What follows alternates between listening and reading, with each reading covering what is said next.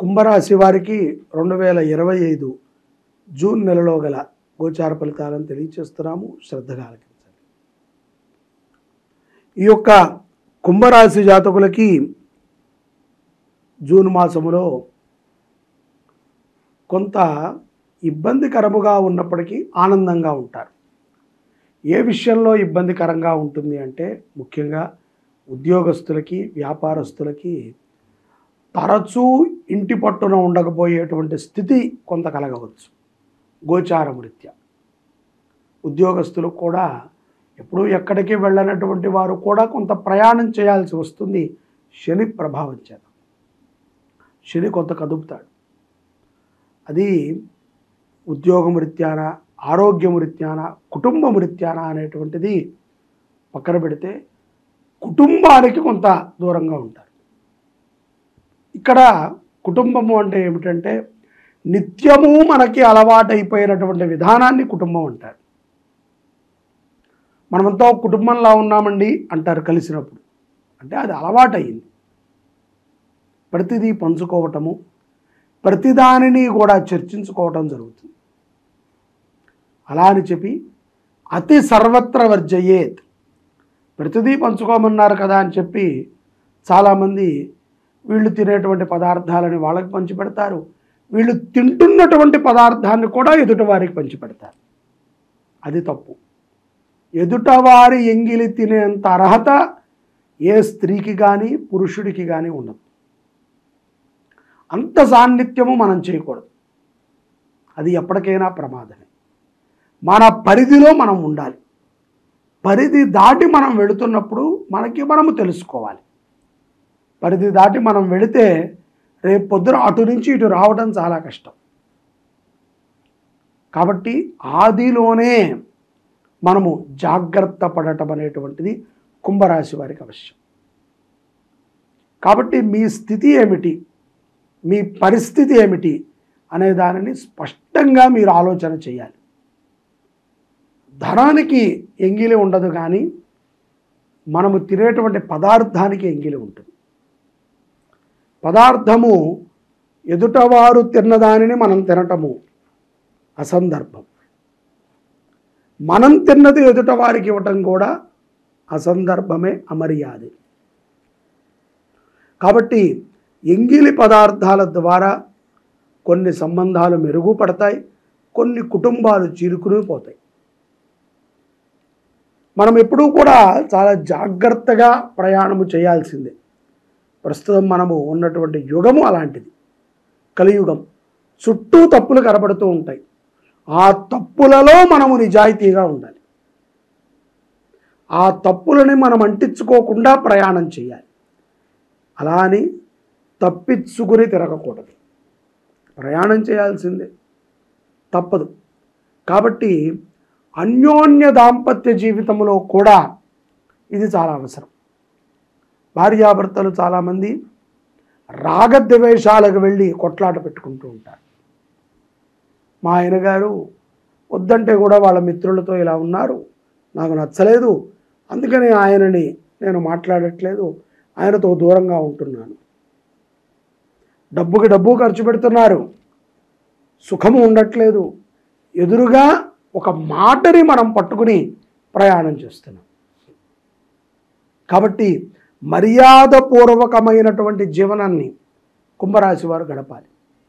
శని ప్రభావము చేత అమర్యాదపూరితమైనటువంటి వ్యక్తులు కొంతమంది పరిచయం అయ్యి మన యొక్క స్థితిని దిగజార్చే విధంగా ఉంటారు.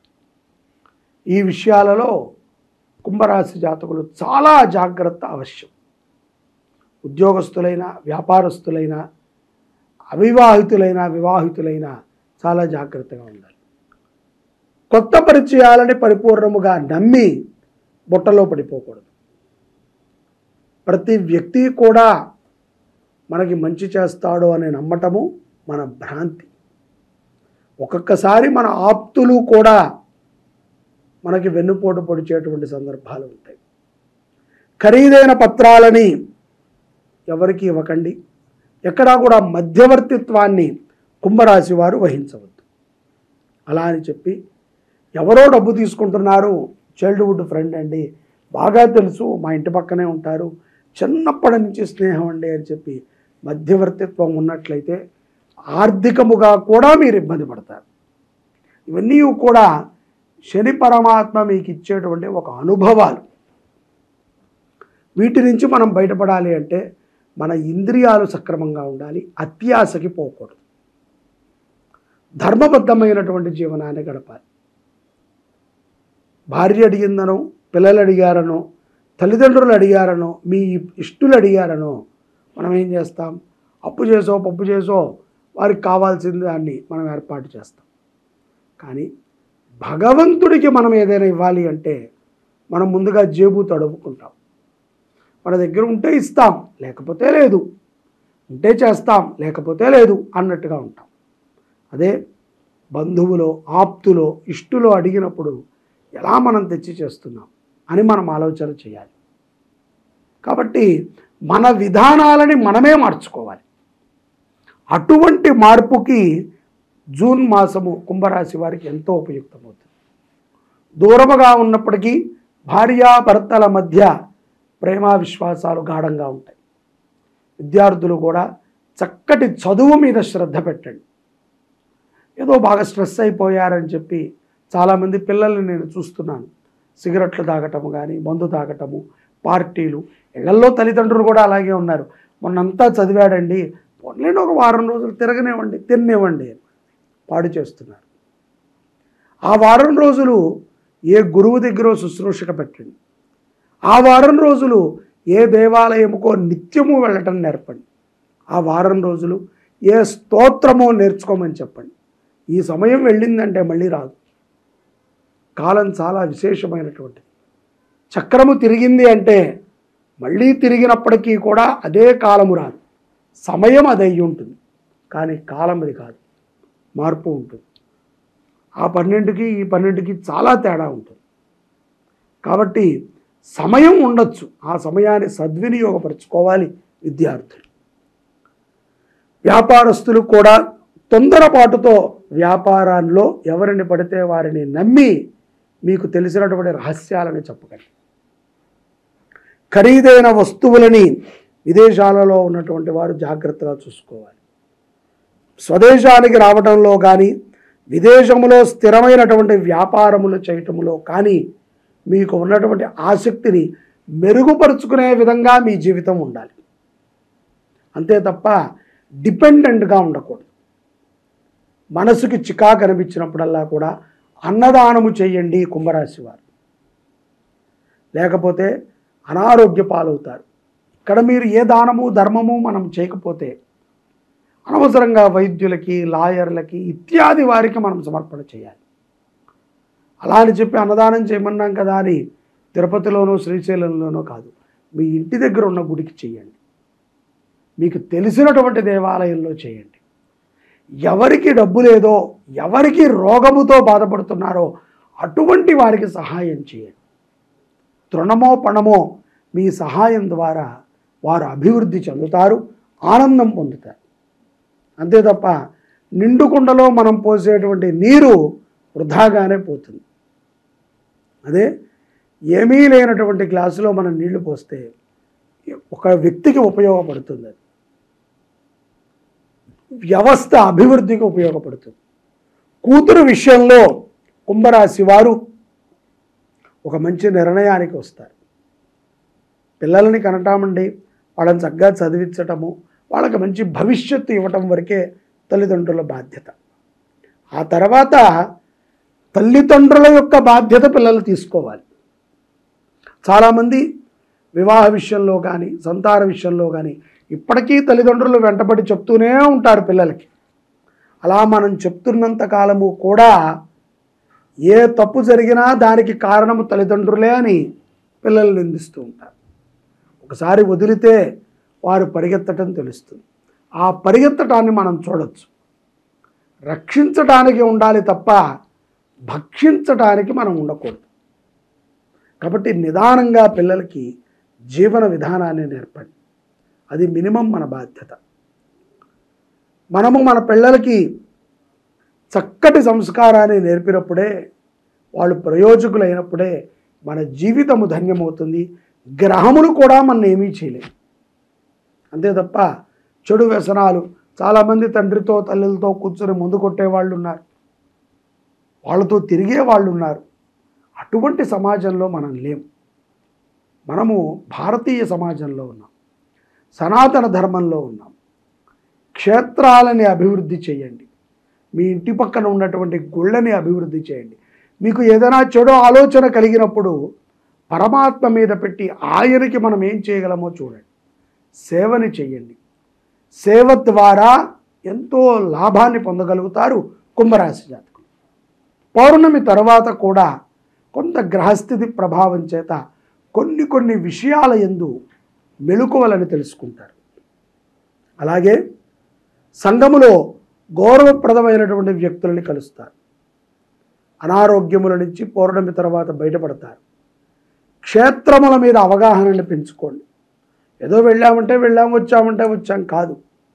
పుస్తకం బాగా చదవండి. క్షేత్రం యొక్క చరిత్రని బాగా స్పష్టంగా చదువుకోండి. అలాగే కుటుంబంలో పెద్దలకి సహాయ సహకారాలు అందించండి. ఇటువంటి చిన్న పరిహారాలని కుంభరాశి వారు చేసుకుంటే ఎంతో ఆనందంగా ఉంటారు. ఒక ప్రమాదము మీ ప్రాణాలని కాపాడుతుంది. తద్వారా భగవంతుడి మీద నమ్మకం కలుగుతుంది.